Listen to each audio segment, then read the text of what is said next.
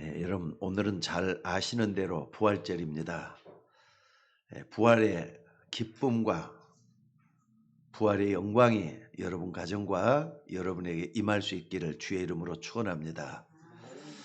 성경은 모든 사람에게 유익을 주는 이 하나님의 말씀입니다. 그래서 성경은 안 믿는 불신자까지도 다 가지고 있는 것 같아요. 성경 없는 사람 한번 손들어 보라 그러면은 한 사람도 성경 가지고 있지 않는 사람이 없다 할 정도로 다 가지고 있는 그런 것을 확인할 수가 있습니다. 그런데 이 성경은 구원받은 사람만이 이해되는 그런 부분이 있습니다. 그게 바로 뭐냐면 피 언약이거든요. 예수 그리스도의 십자가 피 얘기하면은 구원받지 못한 사람은요 이해를 잘 못하고 저게 무슨 말이지? 무슨 저런 말씀을 하시나 이렇게 생각할 수가 있습니다. 또 특별히 예수님께서 우리의 모든 죄 문제를 해결했다라면은 불신자들은 아니 사람이 무슨 엄청난 죄를 지었기에 저런 말씀을 하시나 이렇게 하면서 의아해해요. 그러니까 불신자들은 한번 물어보셔야 전부 다 그런 식으로 생각을 하고 있어요. 아니 사람이 무슨 죄를 지었다고 저렇게 얘기하느냐. 그래서 도저히 구원받지 않고는 이해가 안 되는 말씀들이 성경에 많습니다. 뿐만 아니라 이 성경은 구원받은 사람도 잘 이해가 안 되는 부분이 있습니다.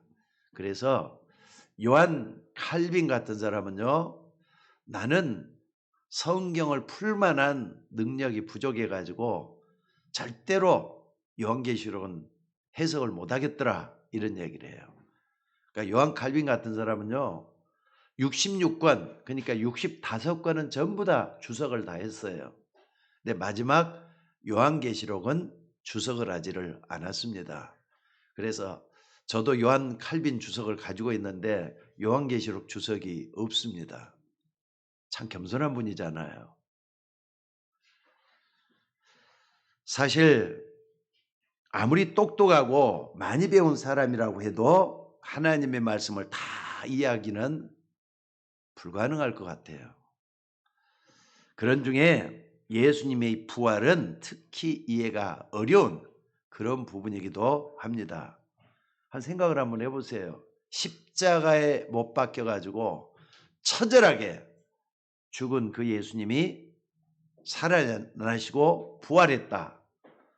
아니 당장 예수님을 직접 봤던 사람들도 또 부활한 모습을 들었던 사람들도 의심을 했는데 아니 우리는 예수님 얘기를 성경을 통해서만 보잖아요.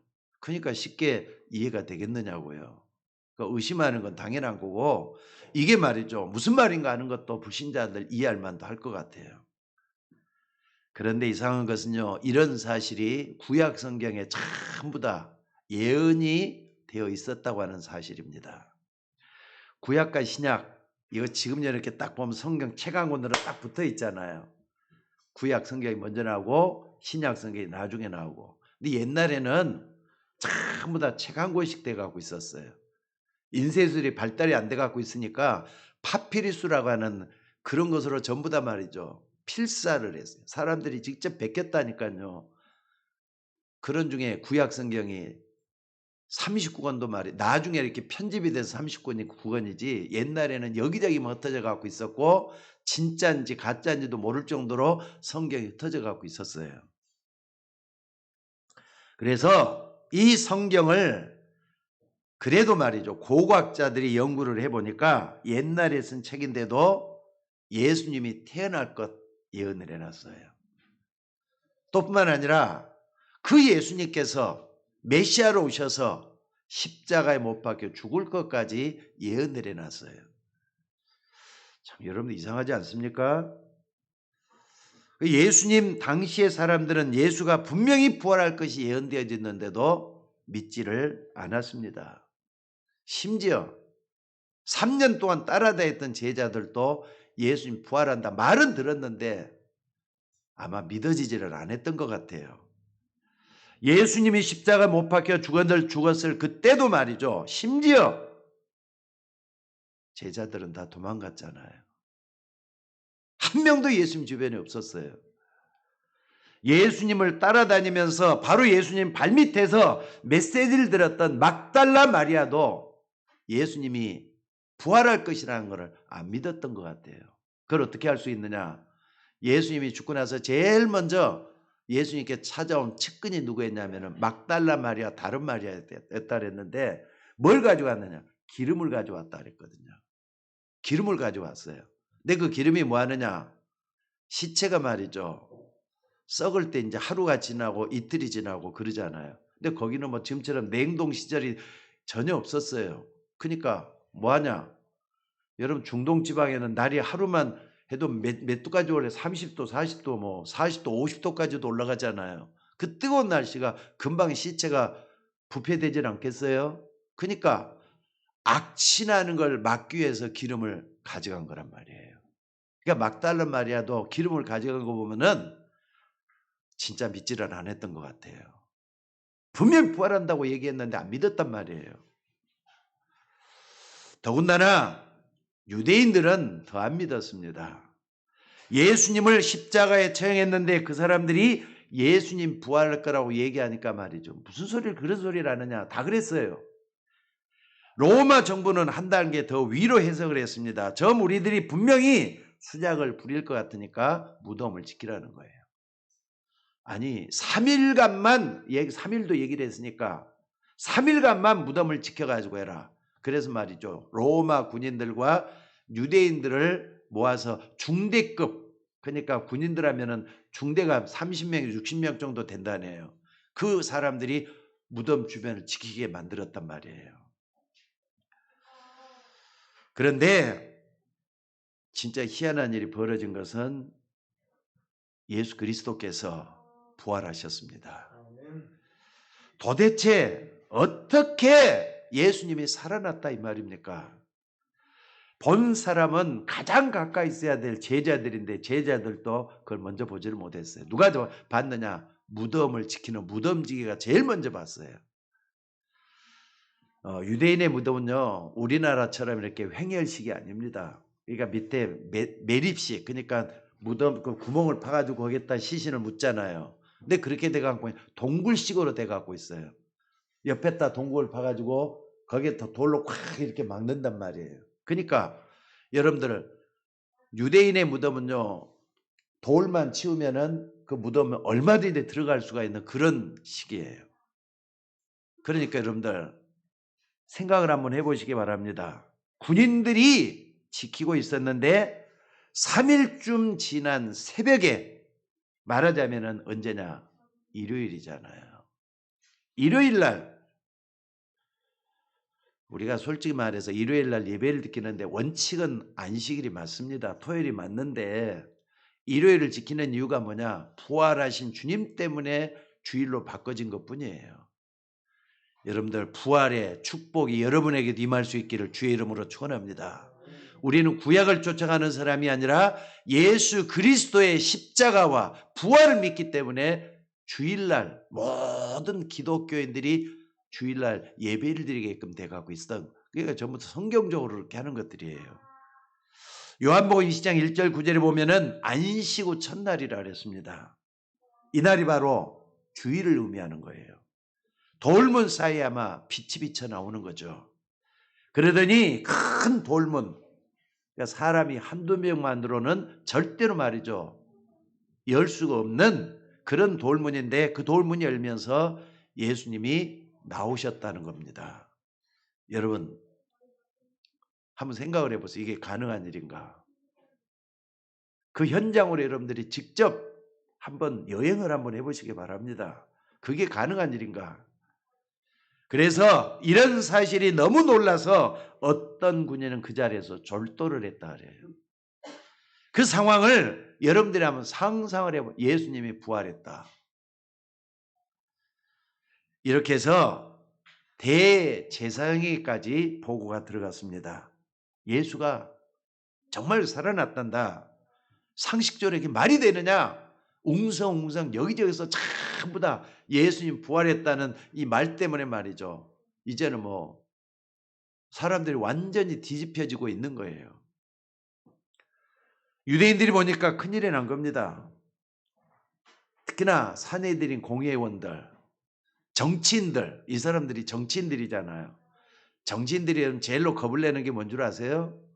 여론이잖아요. 여론. 사람들이 어떻게 생각하느냐. 민심을 먼저 따진다 이 말이에요.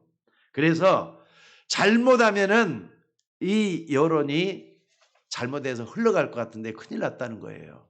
그러니까 여러분 진리고 뭐고 간에 자기들의 정치 생명에 문제가 생길 것 같으니까 어찌됐든 이 사실을 막아야 되겠는데 이 여론을 어떻게 잠재울 수 있느냐? 이렇게 생각해서 만들어낸 게 뭐냐면 거짓말이에요. 가장 먼저 한 거짓말이 뭐냐? 아니 우리가 잠깐 잠든 사이에 예수님의 제자들이 와가지고 그 예수님의 시신을 훔쳐갔다. 그래 생긴 게 뭐냐? 도난설이라는 거예요. 여러분들 일기의 중대가 지키고 있었다 그랬습니다. 30명에서 50명 되는 그런 군대가 무덤 주변에서 지키고 있는데 30명 50명이 전부 다 잠들어 있는 사이에 예수님의 제자들이 와서 훔쳐갔다. 이게 말이 될 만한 일입니까? 이렇게 해서 사건을 무마시키려고 한 겁니다. 그런데 이런 거짓말은 오래 갈 수가 없어요. 아니다. 우리는 예수님이 부활한 걸 봤다. 예수가 살아나서 여기저기 나타났다. 그럴 리가 없다. 이렇게 하니까 말이죠. 또다시 거짓말을 또 만들어내요. 뭐라고 만들었느냐. 아니 예수님의 제자들이 또 예수를 너무너무 사랑하고 사모하다 보니까 이 사람들이 정신이 이상해져 가지고 환상을 본 것이다. 그래서 생긴 게 뭐냐. 환상설이라 그래요. 시간이 지나면서도 아니잖아요. 예수님이 또 살아나셔서 여기저기 계속 계신다니까. 정말로 살아났다. 그러나 사람들이 정말 봤다고 이제 얘기를 하는 거예요. 그러니 이런 소문이 일파만파로 이런 여러 지역으로 우리 로마까지 퍼져나가기 시작을 한 겁니다. 그제서야 그 사람들은 진짜라는 걸 인정을 해요.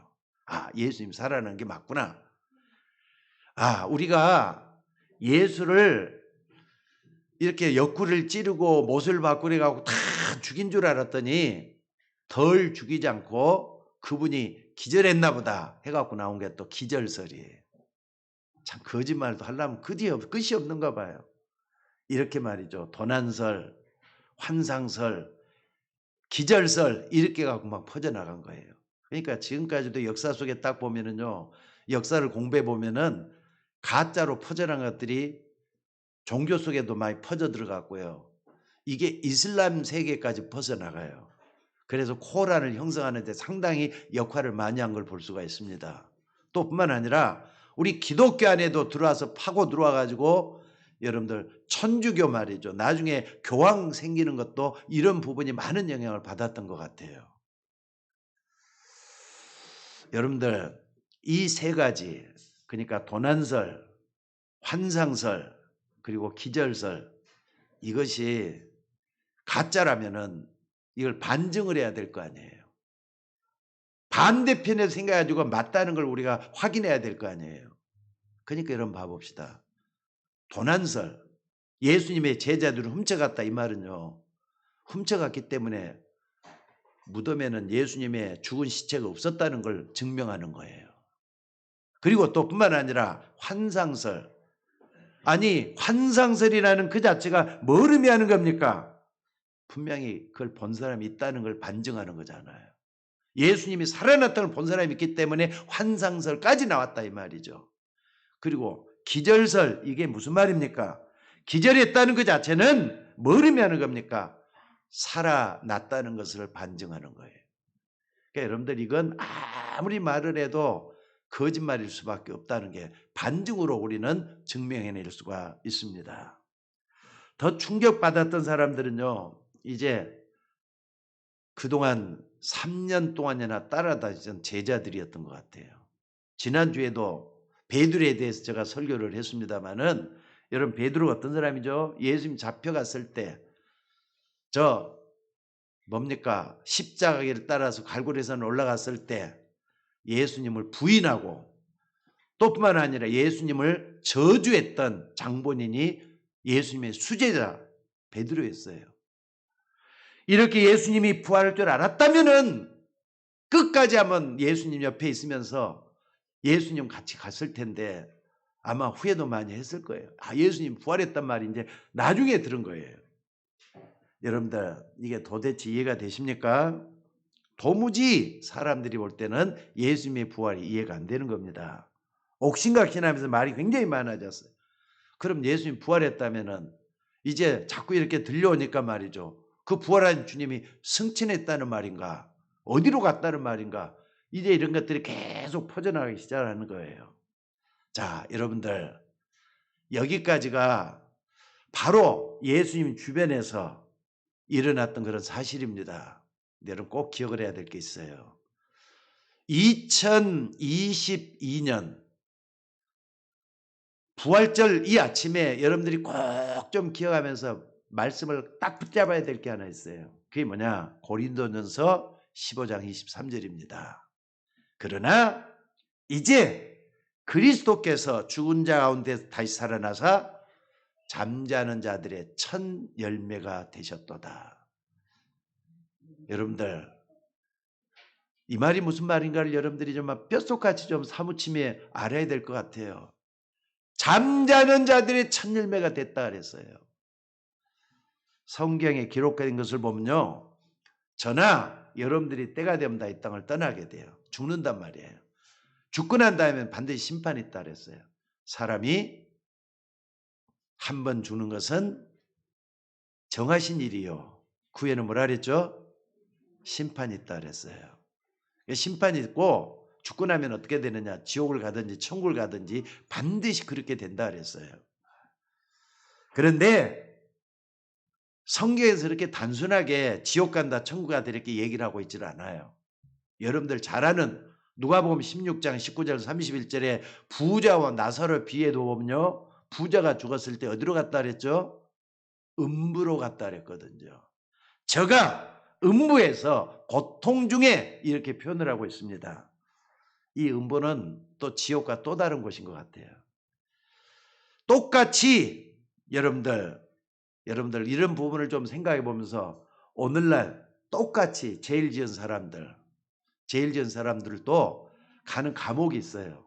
하나는 구치소라는 게 있고 교도소라는 게 있습니다. 구치소하고 교도소하고 차이가 무슨 차이가 나죠? 법적인 용어를 제가 좀 살펴봤어요. 그랬더니 뭐라 그랬느냐? 구치소는 형사 피의자 또는 형사 피고인으로서 구속영장의 집행을 받은 자, 이걸 미결수라 죄가 확정되기 이전이란 말이죠. 이런 사람들을 수용하는 형사 시설이 뭐냐? 구치소라는 거예요. 그러니까 사람이 일단 죄라는 게 협의가 있다 싶으면 어디로 먼저 사람을 가두게 되죠? 구치소로 가두게 되는 거예요. 그러니까 재판을 받아도 죄가 완전히 확정되지 않는 상태에서 이 죄수는 구치소에 수감이 된다 이 말이에요. 그러다 뭐합니까? 재판을 다 받고 1차, 2차, 3차 다 받고 난 다음에 형이 완전히 확정되면 어디로 가느냐? 본격적으로 교도소에서 형을 살게 되는 거예요. 그러니까 구치소와 또 이렇게 교도소는 완전히 이렇게 차이가 있는 겁니다. 우리 인간도 죽으면은 잠시 가 있는 것을 보고 낙원이다, 음부다 이렇게 표현을 해요. 이게 성경입니다. 그런데 우리가 마지막에는 예수님이 부활 승천했듯이 우리가 전부 우리 육체와는 상관이 없는 부활을 해서 천국에 간다는 걸 얘기하는 겁니다. 그래서 저는 이렇게 아무리 봐도 일리가 있다고 생각이 들어요. 여러분 우리가 지혜가 부족해서 그렇지 하나님은 완벽하게 모든 준비를 다 해놓으신 거예요.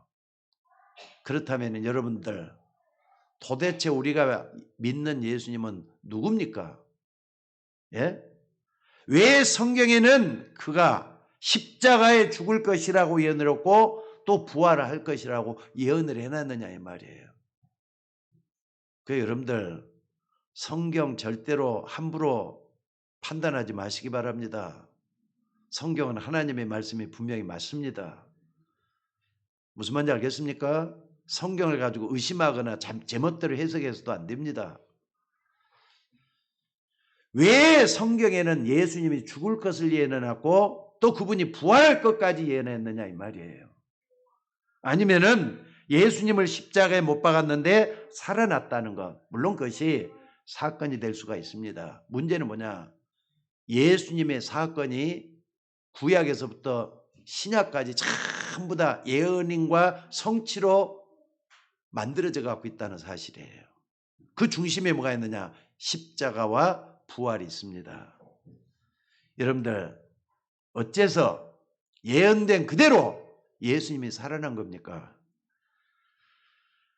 역사는 이런 사실이 맞든 또 틀렸든지 간에 전 세계로 퍼져나가기 시작을 했어요. 두 번째로 그분은 예언된 대로 오신 분이십니다. 오늘 마가복음 10장 45절에 보니까 뭐라 그랬느냐? 인자가 온 것은 섬김을 받으려 함이니라 섬기려고 자기 목숨을 많은 사람의 대속물로 주기 위해서 왔다 말씀을 하고 있습니다. 여러분들 이 사건보다 더 중요한 문제가 있어요. 예수님이 문제를 해결하기보다 더 중요한 문제가 있다면 그게 뭡니까? 여러분들 예수님의 십자가 말고는요 여러분 문제, 인간 문제를 해결할 길이 없다는 사실이에요. 이게 더 큰 문제예요. 그러니까 예수님이 십자가에 못 박혀 죽고 부활하신 이것보다 더 중요한 게 뭐냐? 내 문제를 해결할 길이 없다는 걸 인정하는 거예요. 이것보다 더 중요한 것이 없다는 걸 잊지 마셔야 된다 이 말이에요. 여러분들 실컷 공부해가지고 성공한 것처럼 보였는데 문제가 와서 해결이 안 된다. 그러면 어떻게 했으면 좋겠습니까? 문제가 해결이 안 되는 무기력하고 무능에 빠져가지고 나는 더 이상 할 수가 없다. 포기하고 절망하고. 제가 아는 어떤 분은요. 참 좋은 학교를 나왔어요. 학교 선생도 했었어요. 근데 어느 날 정신에 문제가 왔습니다. 자꾸 자기가 어느 날 대통령이 된다는 거예요. 아마 여러분 가운데 들은 사람도 있어요. 게다가 이상하게 헛소리를 너무 자주 합니다. 그러니까 뭐 갑자기 막 귀에서 뭐가 들린다 하면서 계속 이런 얘기를 해요. 그 아들이 지금 미국에 있습니다. 참 이렇게 잘 성공을 해갖고 좀 있죠. 시내하고도 말이죠. 가끔가다 이렇게 전화 통화를 하고 그래요. 근데 그분이 어디에 사느냐면 저 상계동에서 말이에요. 주공 2단지에 살았어요. 저희들이 젊었을 때 말이죠. 처음 만나가지고 뭡니까 이렇게 상계동에 처음 와가지고 그분에게 성경 공부를 거의 1년 가까이 했던 분이에요. 지금 그분이 지금 이제 세상을 떠나셨어요. 그 엄마는 지금 어떻게 되는지 잘 모르겠어요. 아니 대통령 된다는 거예요. 그냥 갑자기. 공부도 열심히 했는데 저 수학 선생 했던 분이에요.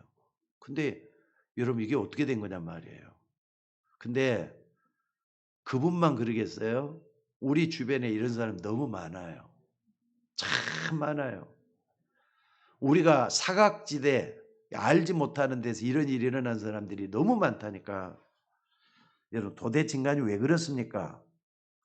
꼭 기억을 하셔야 돼요. 십자가의 비밀이 아니고는 인생 문제가 해결될 길이 없다는 거 인정하시는 거예요. 이게 안 되니까 하나님의 아들에게 인간의 몸을 입혀가지고 이 땅에 보내신 것이라 이 말이에요. 가장 낮은 자리에서 하나님이 오시도록 해서 그 죄 문제를 해결하시도록 하나님이 행하신 일인 줄로 믿습니다. 그래서 구약에서는 양의 피 중요하게 다뤘어요. 또 예수님의 십자가의 피 그렇게도 중요하게 다뤘어요. 거기서 모든 흑암을 끝내겠다는 거예요. 이게 뭐냐? 여러분 잘 아는 창세기 3장 문제입니다. 이 문제는 인간이 해결할 길이 없어요.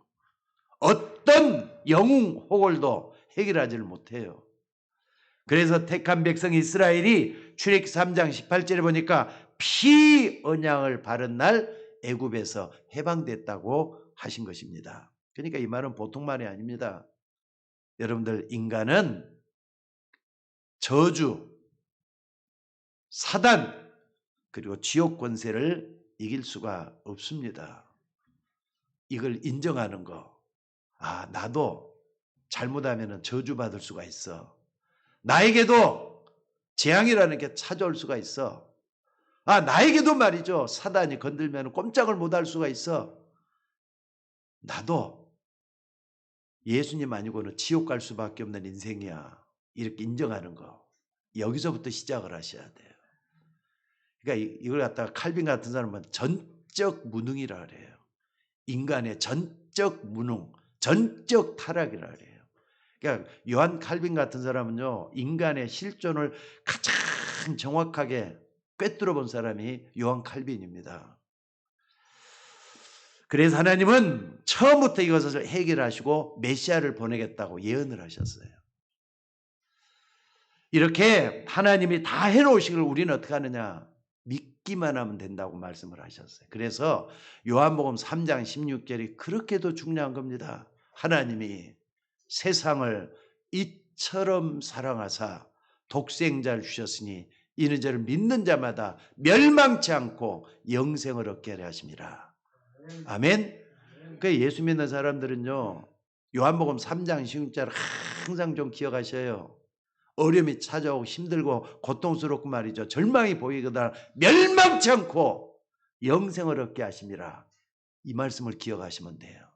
누구 때문에? 저를 믿는 자마다 멸망치 않고 영생을 얻게 하심이라 그랬어요.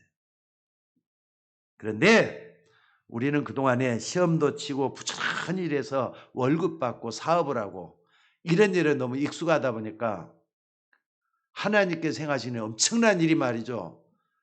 작게만 느껴지는 거예요. 하나님이 하시는 어마어마한 일들인데도 이게 너무나도 대수롭지 않게 느껴지는 거예요. 그러니까 여러분들 잘 안 믿어지잖아요. 그래서 자꾸 의심을 하는 거예요. 예수님이 부활했다. 100% 이렇게 처음부터 믿는 사람 누가 있겠어요?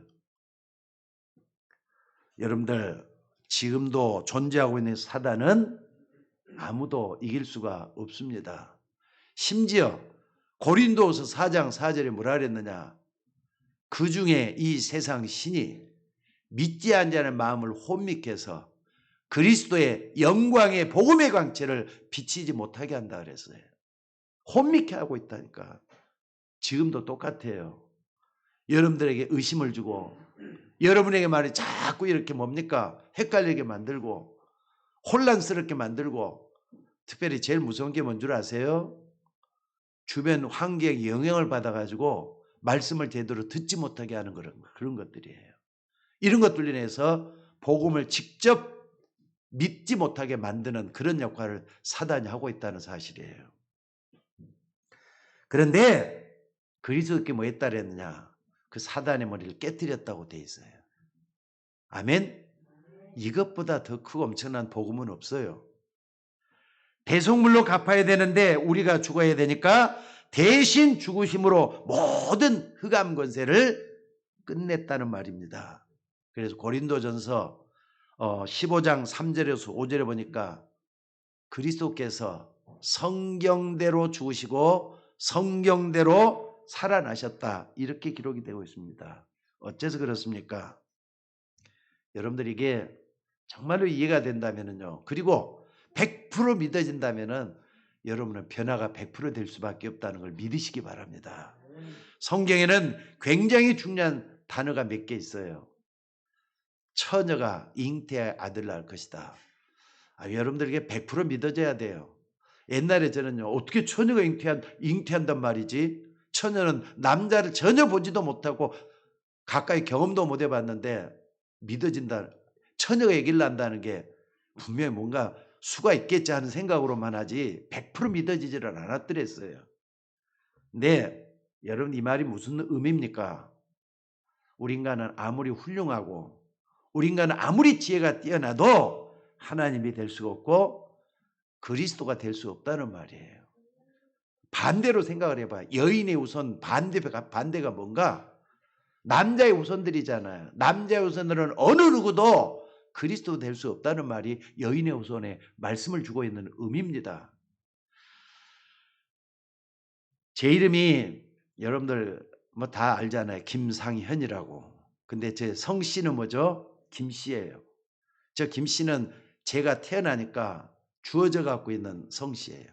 아버지가 김씨니까 저도 김씨예요. 내 딸들도, 나는 아들이 없잖아요. 내 딸들도 아니 태어나자마자 성을 딱 붙여놨어요. 김신혜, 김지혜 이렇게 딱 붙여놨어요. 그러니까 여러분들 한번 봐보세요. 여인의 후손이다, 남자의 후손이다. 거기서 이해를 하셔야 되는 거예요. 고린도 전서 15장에 보면은 여자의 후손은 위에서 난 자요, 땅에 속한 자가 아니라 하늘에 속한 자라고 되어 있습니다. 육을 입고 온 것은 우리를 건지기 위해서 육에 속한 자가 아니라 영에 속한 자라고 했습니다. 그래서 여자의 후손이란 말은 사실 어마어마한 말이에요. 위에서 난 자라니까. 하늘의 손자라니까. 그리고 두 번째 사건이 뭡니까? 이 처녀 몸에서 나신 여자의 후손이 이제 십자가에서 모든 것을 끝내겠다는 겁니다. 그래서 예수님이 고통 가운데 다 이렇게 물가피를 다 쏟으시 맨 마지막에 했던 말이 무슨 말이죠? 다 이뤘다는 말이에요. 다 끝냈다는 말이에요. 인간의 모든 문제를 십자가에서 다 끝냈다는 말이에요. 그러니까 성경의 가장 중요한 말은 두 가지예요. 하나는 동정녀 탄생이고 또 하나는 뭐냐? 십자가 죽음, 십자가 사건이에요. 그러니까 여러분들 지난 주간에 우리는 고난 주간을 지냈습니다. 여러분 고난 주간 어떻게 지냈는지 모르지만은 옛날에 저 같은 경우는요, 이 고난 주간 하면은 항상 교회에서 어떻게 가르쳤느냐? 경건의 훈련이 중요한 거니까 우리는 예수님의 십자가를 묵상하면서 눈물도 좀 많이 흘리시고 또 고난도 많이 짊어지고 그렇게 하면서 그 고난에 동참해야 된다. 이렇게 다들 우리가 좀 배웠었어요. 또 우리 교회에서 그렇게 그 흔적이 지금도 남아 있습니다. 물론 중요합니다. 경건의 훈련을 쌓는 경거망동되는 걸 버리라는 의미지. 근데 더 중요한 게 뭡니까? 여러분들 고난주간에 항상 묵상하면서 겸손하게 받아야 될 게 뭐냐? 예수님은 십자가에서 내 문제를 다 끝냈다는 걸 믿는 게 더 중요해요. 안 그렇습니까? 그러니까 고난 흘릴 대상은, 눈물 흘릴 대상은 누굽니까? 마귀라고도 하고 사단이라고는 온 천하를 꿰는 자예요. 마귀가 완전히 그 권세가 꺾이게 된 사건이 뭐냐? 바로 십자가의 주님 때문에 이제는 머리가 꺾인 거예요. 머리가 박살난 거예요. 이걸 붙잡고 여러분들은 고난주간에 힘을 얻는 시간이 되셔야 된다 이 말이에요. 여러분 생각을 한번 해보세요. 그 시간이 예수님이 십자가 사건이 여러분의 운명 또 여러분의 저주를 다 끝내버린 사건이 맞다면은 우리가 여기서 눈물 흘릴 필요가 뭐가 있어요? 물론 예수님의 십자가를 생각하면서 그분의 아픔과 고통을 동참하는 건 중요해요. 그런데 그것으로 끝내고 힘을 얻으셔야 된다니까. 경거망동되게 하지 말고 겸손하게 힘을 얻어야 된다니까. 물에 빠진 자식을 건져내지 않는 그 부모가 어디가 있겠습니까? 여러분의 아들, 딸이 모르고 불량배에 걸려서 끌려다닌다면 그 부모가 그 깡패 무섭다고 숨만 죽이고 말이죠. 기죽는 채로만 있어서야 되겠습니까? 그러니까 하나님께서 그리스도를 십자가에 못 박으사 모든 저주에서 뽑아내 버리신 줄로 믿습니다. 그러면은 아무나 다 내가 바로 예수다 하면 안 되니까 아주 정확하게 뭐라 그랬느냐? 성경은 처음부터 밝혀놨어요. 동정녀 탄생이라고. 여자의 후손이 내 머리를 상하게 할 것이라고 분명히 밝혀놨어요. 그런데 십자가에 못 박혀 죽으신 그분은 부활하지 않으면 우리 인간하고 똑같을 수밖에 없어요. 그래서 그분은 부활하실 수밖에 없는 거예요. 왜? 사망 권세 깨뜨리시고 부활해야만이 우리에게 부활의 주님 때문에 힘을 얻을 수가 있거든요. 여러분들 이런 엄청난 사건은 십자가에서 예언이 되고 성경에서 예언이 되었고 또한 성취된 역사 속에 분명히 성취가 된 줄로 믿으시기 바랍니다. 그래서 이 언약을 분명히 붙든 사람은요, 여러분 생에 반드시 엄청난 일이 일어날 수밖에 없다는 걸 믿으시기 바랍니다. 설령 나는 안 믿어진다 할 부분이 아니라는 거 꼭 좀 기억하셔야 돼요. 우리가 살고 있는 이 세상에는 우리가 스스로 해석 못할 일이 너무 많이 일어나고 있습니다. 여러분은 생각을 한번 해보시기 바랍니다. 어째서 우리나라에 손꼽을 만한 성공한 분인데, 손꼽을 만큼 성공한 그런 부분인데 그 집안에 영적인 문제가 와가지고 말이죠. 아니 어떤 사람이 이렇게 이상하게 정신 이상이 되기도 하고 또 그때 문제 자살하기도 하고 재벌가 집안에 그런 사람이 많더라고. 나는 옛날에 말이죠. 저 삼성 이건희 미국에 있는 딸 가운데 말이죠. 자살해 죽었어요. 나는 그 시간이 지금도 기억이 나요. 벌써 한 20년이 된 것 같아요. 저쪽 뉴욕에서 말이죠. 자살해 죽었단 말이 신문지상에 막 도배가 나온 적이 있어요. 아니 이건희 딸이면 돈도 많고 그런데 어떻게 자살했지? 그러니까 한참 그랬던 적이 있었어요. 왜 그랬겠는가를 생각을 해보셔야 돼요. 좋은 대학을 나오고 또 하버드에서 공부도 열심히 했는데 무슨 잘못이 있어가지고 정신 이상이 돼가 고생하느냐 이 말이에요. 여러분들 하나님은요 여러분의 모든 문제까지 알고 계십니다. 어떤 고난에 빠져 있는지, 어떤 영적 문제에 빠져 있는지, 어떤 습성에 빠져 있는지 하나님 여러분을 잘 아십니다. 그것 때문에 그리스도를 보내신 거예요.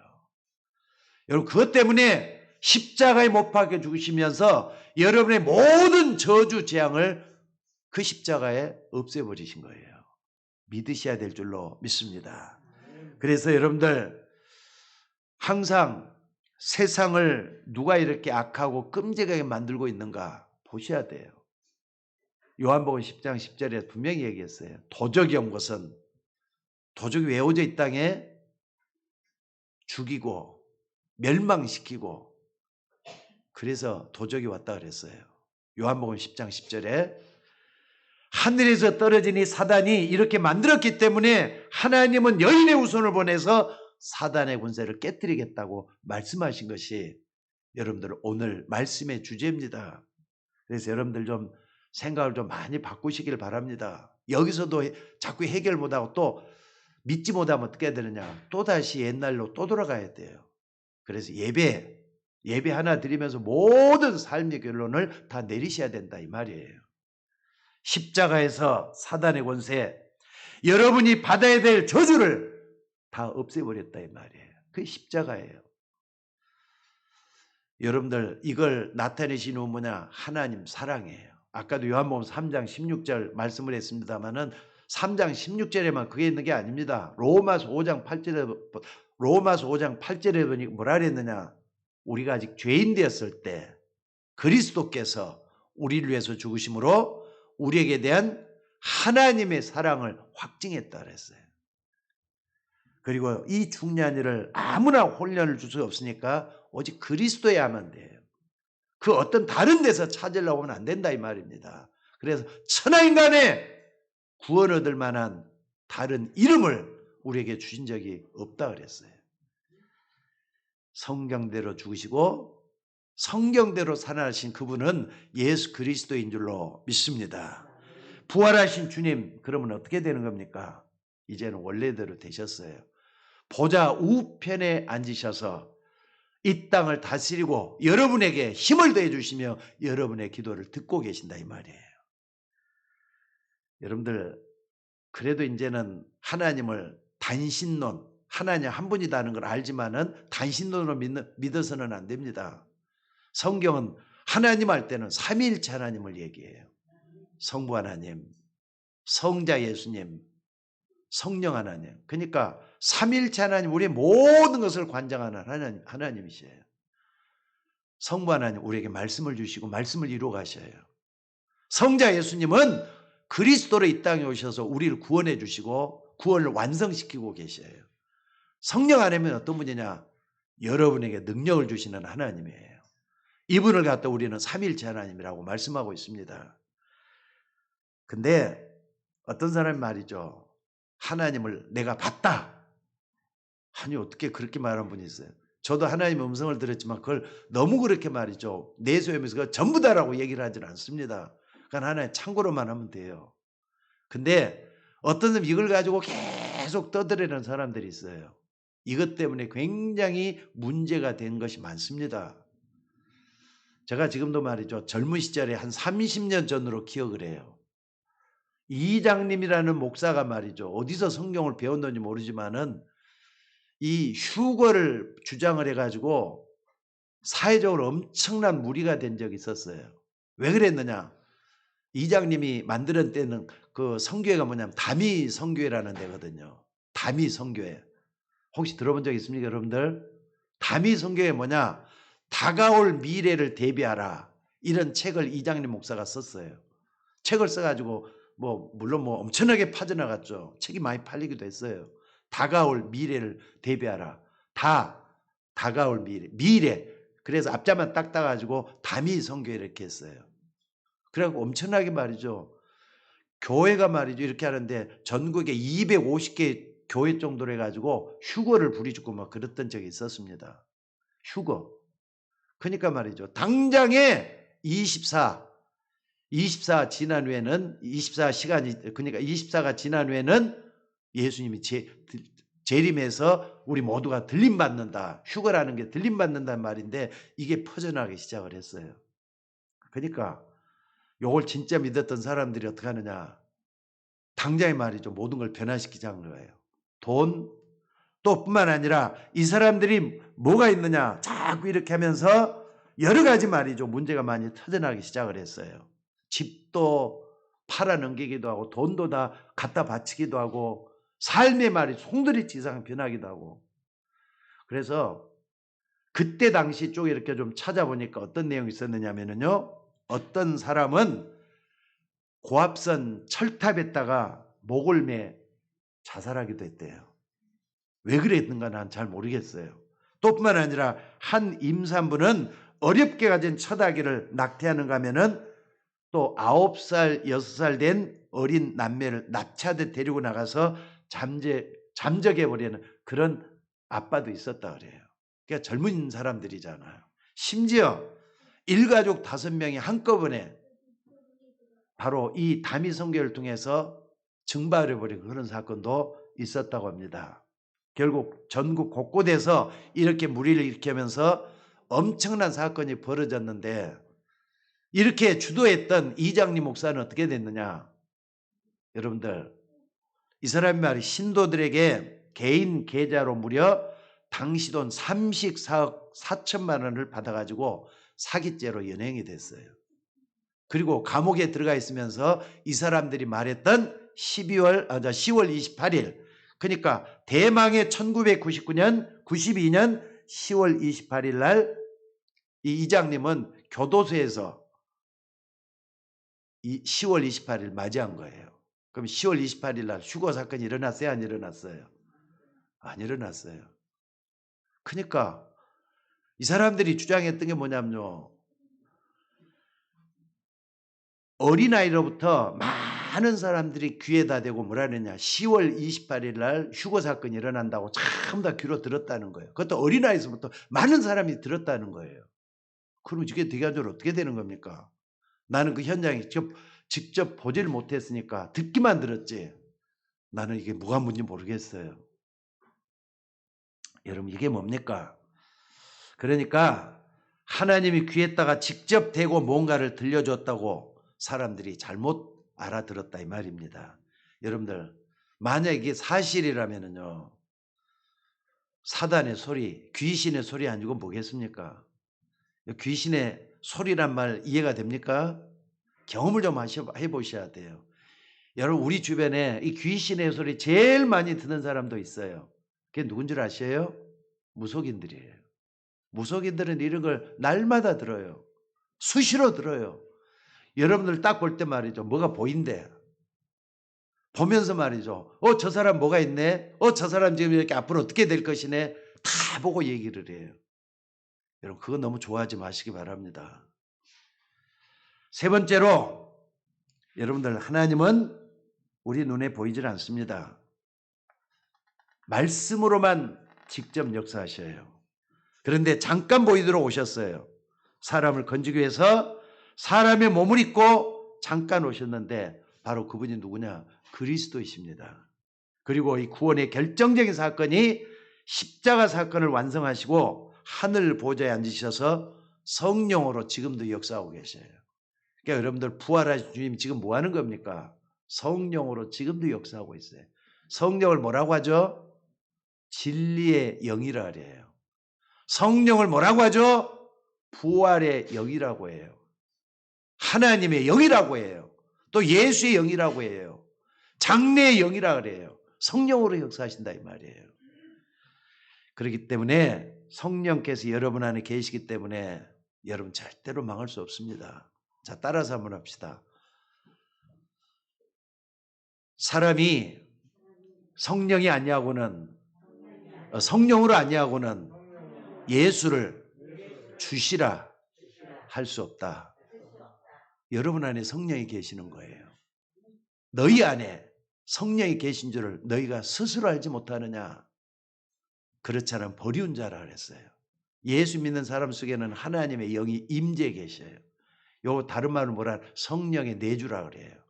그러니까 예수 믿는 사람 참 누구든지 간에 성령이 역사하고 있어요. 그래서 믿게 되는 겁니다. 무슨 말인지 알겠습니까? 그리스도의 영이 우리 여러분과 함께 지금도 계셔요. 그분은 부활의 영이에요. 부활의 영이란 지금도 살아서 역사하시는 영이라 이 말이에요. 이걸 분명히 믿고 말씀 따라 승리하는 여러분들이 되셔야 될 줄로 믿습니다. 그래서 성령이 여러분 안에 계시기 때문에 여러분은 절대로 망할 수가 없어요. 이걸 갖다 뭐라 하냐? 구원이라고 하는 거예요. 구원받았다 이 말은 성령이 내 안에 거하신다 이 말이에요. 이걸 붙잡고 여러분들은 날마다 하나님 앞에 가까이 나가는 그런 신앙생활을 해야 될 줄로 믿습니다. 그럼 반대로 말이죠. 무당이라든지 귀신 들린 사람은 뭐라고 하느냐? 흑암의 영, 귀신이 항상 들락거리고 있다는 걸 잊지 마셔야 돼요. 여러분 이걸 목사님이 그렇게 하니까 믿어야 되는 겁니까? 직접 가보시라니까요. 젊은 사람들 옛날에는 무당집에도 많이 가는 요즘은 그것도 많이 안 가는 모양이 돼요. 근데 우리 문집사하고 저 김지혜가 있는 저쪽에 말이죠. 연남동에 가보니까 웬 그런 뭐 타루점이라는 게 많이 퍼져갖고 있는지 모르겠어요. 그것도 발전을 하는가 봐요. 여러분 그게 전부 다 말장난이라는 걸 잊지 마셔야 돼요. 귀신은 과학과 더불어서 발전해 가요. 성령의 역사는 진리와 함께 거하시게 돼 있어요. 이걸 붙들고 진리는 변함이 없는 겁니다. 옛날이나 지금이나 앞으로도 영원히 변치 않는 게 진리예요. 그래서 예수님이 뭐라 그랬느냐? 내가 곧 길이요 진리요 생명이니 나로 말미암지 않고는 아버지께로 올 자가 없다 그랬어요. 믿습니까? 그래서 여러분들 진리의 영 성령이 여러분 속에 함께 거하시는데 영원히 여러분과 함께 거하심을 믿으시기 바랍니다. 여러분 그걸 인정하셔야 돼요. 아, 진리의 영이 부활의 영이 내 속에 지금도 임재해 계신다. 이걸 믿고요.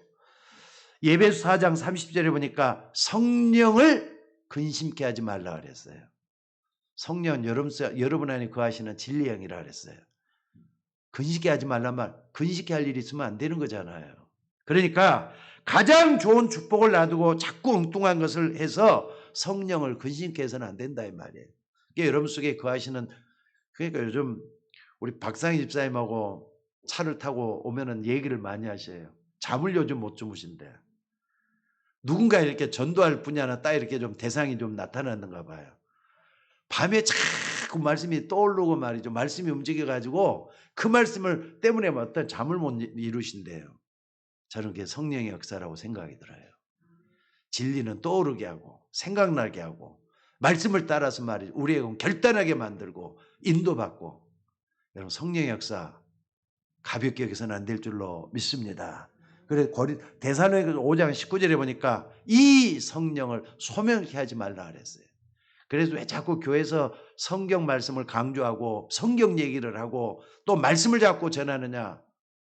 성령께서 여러분 속에 역사하기를 바라기 때문에 그렇게 하는 겁니다. 여러분들 눈에 안 보이게 구원받은 여러분이 자꾸 세상 소리를 듣고 불신앙하고 있으면은 성령을 소멸하는 것이 돼요. 그러니까 내 안에 거하는 주의 성령으로 말미암아서 하나님 앞에 가까이 나가는 여러분이 되셔야 될 줄로 믿습니다. 그래서 여러분들이 신앙생활을 잘한다고 하는 것은 말씀의 인도를 잘 받는 걸 얘기하는 거예요. 오늘 또 부활하신 주님은 말씀으로 역사하고 계십니다. 그래서 그분이 내 안에 가셔서 모든 걸 다스리고 인도하는 것을 믿으시기 바랍니다. 자, 여러분들 세상을 어떻게 이기겠습니까? 이제는 성령의 충만함으로 이길 준비를 하셔야 해요. 그래서 가장 중요한 기도가 뭐냐? 하나님, 내 마음, 내 생각 속에 성령으로 충만하게 임하여 주옵소서. 이 기도하는 거예요. 성령으로 충만하게 임하게 되면요, 사람이 자꾸 지혜가 있게 됩니다. 영력, 지력, 체력, 경제력, 인력, 이게 말이죠, 내 안에 끝까지 올라가는 것 같다. 성령 충만이라 그래요. 그러면은 세상이 감당치 못하는 엄청난 일을 여러분들이 할 수가 있게 될 줄로 믿습니다. 그래서 여러분들 하나님은 기회를 줬어요. 기도 응답 받을 수 있도록 기회를 줘놨어요. 예수의 이름을 믿습니까?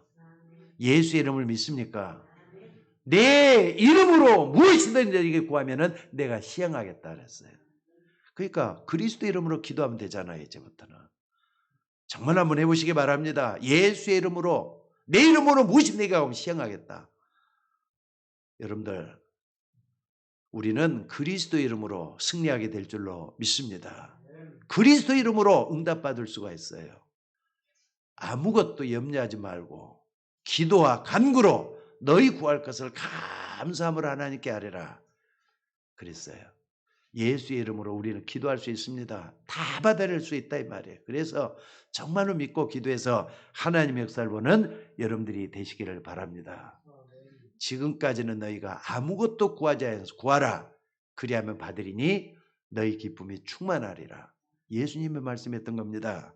그래서 여러분들 지금 구원받고 축복을 많이 받아서 몰라서 그렇지, 지금 영적 문제에 시달리는 사람들이 여러분 주변에 너무나도 많습니다. 이게 얼마나 놀라운지. 그러니까 여러분들 이게 말이죠, 여러분들 바쁘게 말이죠, 세상을 살아니까 몰라서 그렇지 사각지대, 내가 모르는데 또 관심을 안 가지는데 이런 데 퍼져갖고 있어요. 여기에 관심을 가지고 우리는 전도해야 될 거예요. 여러분이 이런 사람이 나타나거들랑 반드시 말이죠, 그리스도의 빛을 드러낼 수 있는 전도자들이 되셔야 될 줄로 믿습니다.